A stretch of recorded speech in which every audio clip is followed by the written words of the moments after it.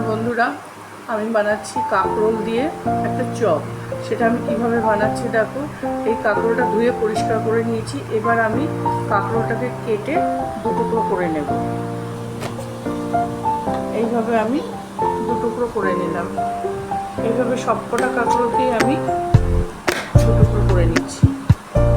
আমি কেটে নিলাম এইভাবে। এবার আমি কাঁকরোলগুলো একটু বয়েল করে নেব। আমি গ্যাসটা ধরিয়ে কড়াই বসিয়ে দিয়েছি। এবার আমি কড়াইতে জল দিয়ে দিচ্ছি। অনেকটা পরিমাণে জল দেব। এতটা জল দিলাম। এবার আমি এর মধ্যে কাঁকরোলগুলো দিয়ে দিচ্ছি। কাঁকরোলগুলো সব দিয়ে দিচ্ছি।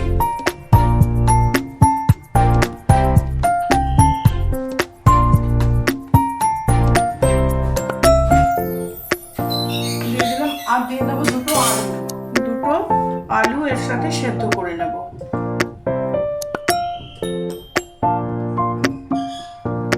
এটা বয়েল হতে থাকুক, চাপা দিয়ে দিই। এটা বয়েল হতে থাকুক, আমি এবার অন্য কাজগুলো করে নিই। আমি এই মশলাটুকু রেডি করে নিলাম। এটা আমি পেস্ট করে নেব। এখানে কটা কাঁচা লঙ্কা নিয়েছি, 1 ইঞ্চ আদা নিয়েছি, আর 5-6 কোয়া রসুন নিয়েছি, আর একটা ছোট সাইজের পেঁয়াজ নিয়েছি। এই আমি মশলা রেডি করেছি আমি এই কাঁকরোলের পুরটা রেডি করার জন্য। আর এবার একটু দেখে নিচ্ছি আমার কাঁকরোলটা কতদূর সেদ্ধ হয়েছে। আর একটুখানি সেদ্ধ হবে বন্ধুরা, পুরোটা সেদ্ধ হয়নি এখনো।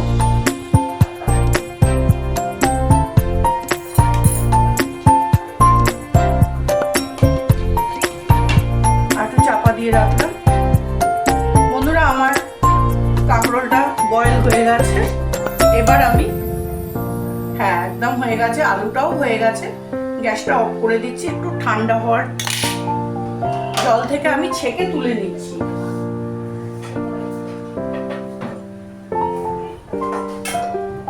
এবার আমি আলু আর কাঁকরোলটাকে জল থেকে ছেঁকে উঠিয়ে নিচ্ছি।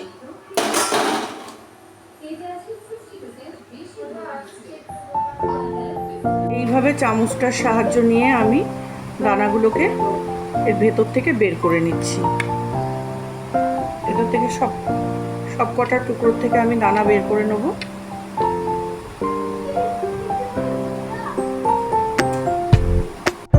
আমি সব কটা টুকরো কাঁকরোলের আমি দানা ছাড়িয়ে দানাটা সাইডে রেখেছি।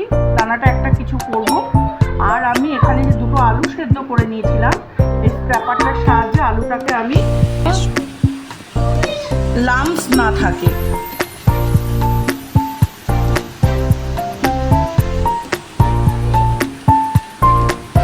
চাষ করে নিচ্ছি। কি থাকা ধরুন আমি দেখাতে পারলাম না, আমি কাঁকরোলের দানাগুলো পেস্ট করে নিয়েছি। এই দেখো পুরো পেস্টটা তোমাদের দেখাচ্ছি। এবার আমি এগুলোকে একটু মানে তেলের মধ্যে কষিয়ে নেব। ধরিয়ে কড়াই বসিয়ে দিয়েছি। এবার আমি কড়াইতে দিয়ে দিচ্ছি অল্প একটু সর্ষের তেল। এটাতে বেশি তেল দেওয়া লাগবে না, একদম অল্প তেল দেবো। তেলটা গরম হওয়া পর্যন্ত আমি একটু অপেক্ষা করব।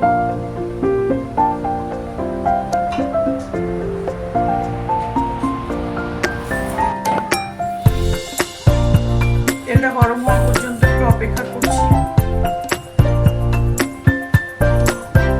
আমার তেলটা গরম হয়ে গেছে বন্ধুরা। আমি এর মধ্যে দিয়ে দিচ্ছি এই কুচনো পেঁয়াজটা। কুচনো পেঁয়াজটা প্রথমে আগে একটুখানি ভেজে নেব। একটু ভালো করে ভেজে নেব।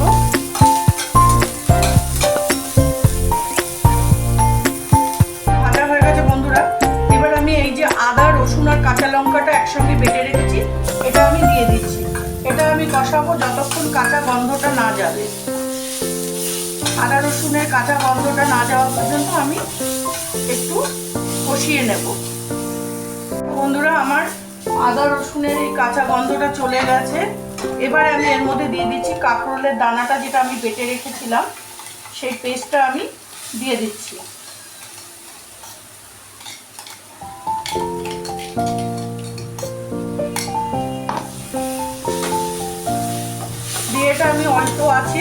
ভালো করে মশলার সঙ্গে মিশিয়ে নিচ্ছি।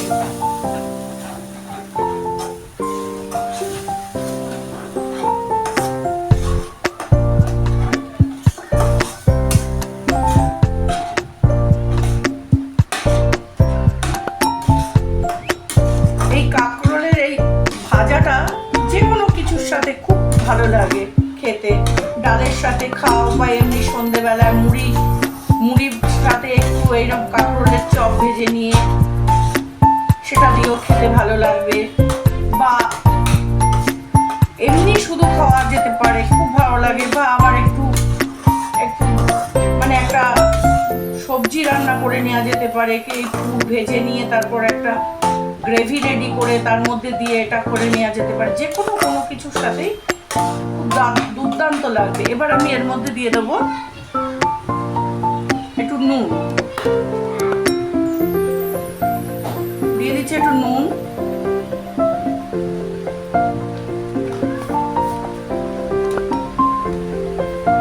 দিয়ে দিচ্ছি আমি একটু হলুদ,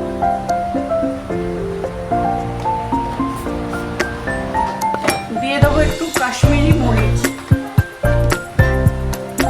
সামান্য একটু কাশ্মীরি মরিচ দিয়ে দিলাম। দিয়ে এবার একটু ভালো করে এটার সাথে মিশিয়ে নেব।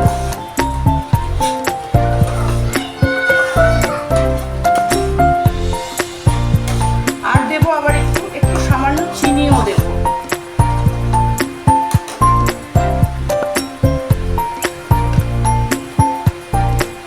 এইটুকু চিনি দিয়ে দিলাম।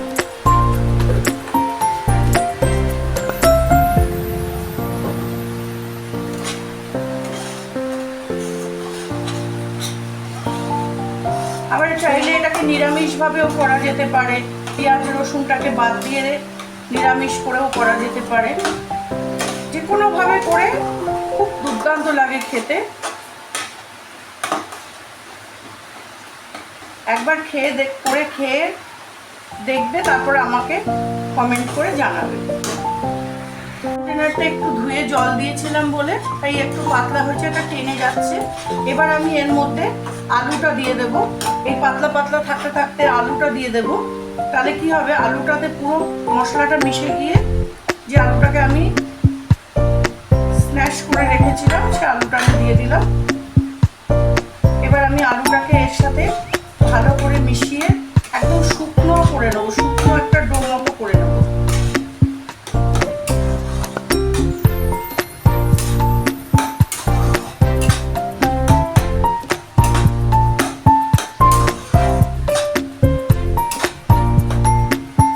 আমার পুরো পুরটা রেডি হয়ে গেছে।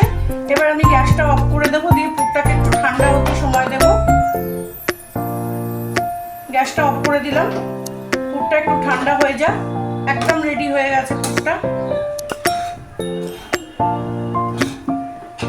এই পর্যায়ে আমি পুরটাকে এখন রেখে দেবো একটু ছড়িয়ে, যাতে তাড়াতাড়ি ঠান্ডা হয়ে যায়। তো বন্ধুরা, এবার আমি অন্য একটু কিছু কাজ করে আসছি, এটা একটু ঠান্ডা হতে লাগবে। আমি পুরগুলো, এই পুরটা নিয়ে এসেছি, পুরগুলো ভরে রেডি করে নিচ্ছি কাঁকরোলের ভেতরে। এইভাবে আমি পুরটাকে ভরবো সমান করে।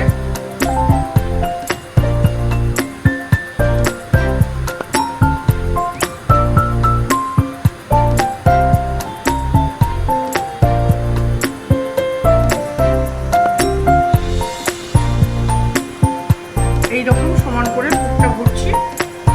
আমি সবগুলো ভরে নিয়ে আবার ফেরত আসছি। আমার সবকটা কাঁকরোলের ভেতরে পুর ভরা হয়ে গেছে। দেখো বন্ধুরা, এই অবস্থায় এখন আমি এটাকে ঢাকা দিয়ে রেখে দেবো। তারপর বেসনটা রেডি করে তারপর আমি ফ্রাইটা দেখাবো। 4 চামচ বেসন নিয়ে নিয়েছি, আর নেব এর মধ্যে একটু কর্নফ্লাওয়ার। 2 চামচ কর্নফ্লাওয়ার নিয়ে নিলাম। এবার দিচ্ছি একটু নুন, 1 চামচ মতো একটু নুন দিয়ে দিলাম। এবার দিয়ে দিচ্ছি হলুদ। এবার ভালো করে একসাথে করে মিশিয়ে নিলাম। একটা ডিম ফাটিয়ে দিয়ে দেবো বেসনের মধ্যে।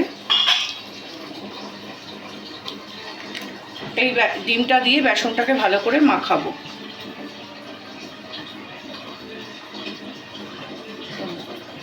দেবো আর ব্যাটারটাকে রেডি করব।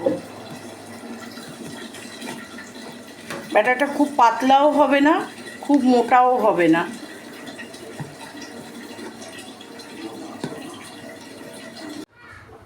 বন্ধুরা দেখো, আমার বেসনটা আমি এই পর্যায়ে রেডি করেছি। এই রকমই হতে হবে বেসনটা।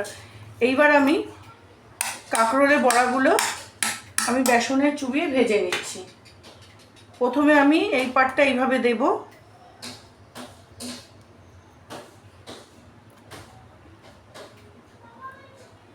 আস্তে করে আমি তেল গরম হয়ে গেছে, তেলে দিয়ে দিলাম।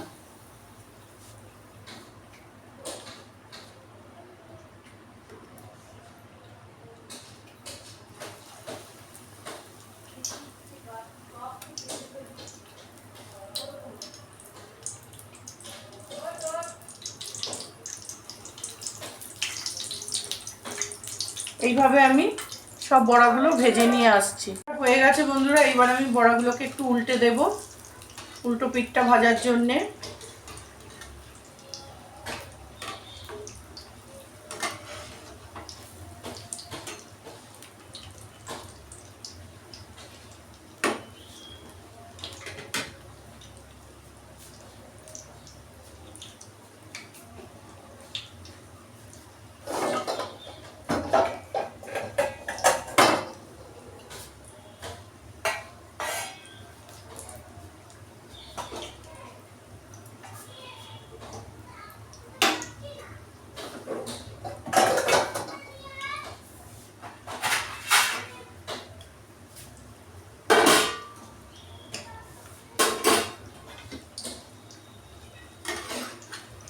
এইভাবে ভালো করে লাল লাল করে ভেজে আমি তুলে নিচ্ছি বড়াগুলো।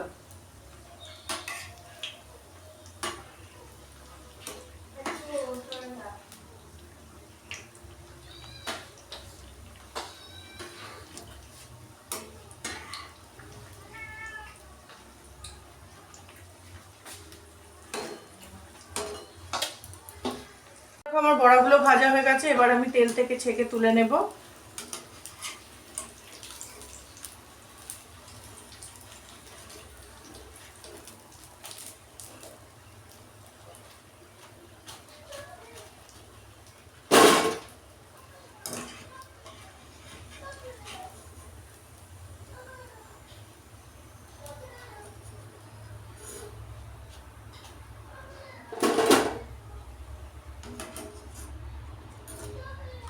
বাকি বড়াগুলো আমি এইভাবে ভেজে নিয়ে আমি ফেরত আসছি।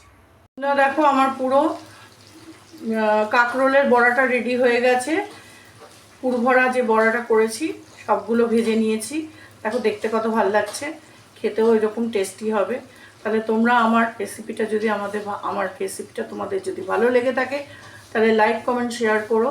নতুন বন্ধুরা ইউটিউব থেকে যারা দেখছো তারা আমার চ্যানেলটা একটু সাবস্ক্রাইব করে দিও, আর ফেসবুক থেকে যারা দেখছো তারা আমার পেজটাকে ফলো করে দিও। তাহলে আজকে আসবো আবার আগামীকাল অন্য কোনো নতুন একটা রেসিপি নিয়ে। টাটা।